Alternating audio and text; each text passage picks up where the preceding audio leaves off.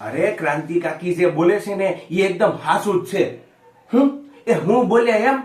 અરે એ કાકી સમજાય એવી ગુજરાતી ભાષામાં બોલે તો હું કહી શકું ને, બાકી એટલું કહી શકું જે બોલ્યા ને બધું બરાબર જ છે હો. ના ના, એટલે આ પવનભાઈ જે કે છે ને એ એકદમ મારા મગજને મડીને જાય. પણ આમ વરસાદ આવતો હોય ને છત્રી માથે હોય ને પાણીનું ટીપું માથે ન આવે ને એવી રીતે કઈ વાત મને સમજાણી નથી. પણ આમ ગંભીર મોઢું કરીને બોલતા હતા ને તો એવું લાગતું હતું પવનભાઈ જે કે છે ને બધું બરાબર જ હશે હો ભાઈ.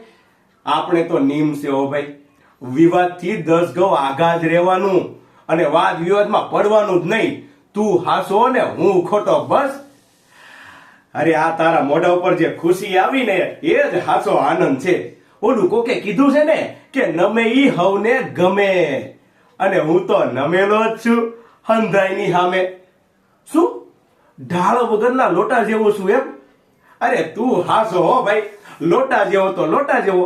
સવારે પાણી ભરીને જાદુરામાં કામ આવશે એ તો હાલશે ને, કોઈ ફેંકી તો નહીં દે ને. હા, એટલે જ મારું નામ લોટાલાલ પટેલ છે. હા.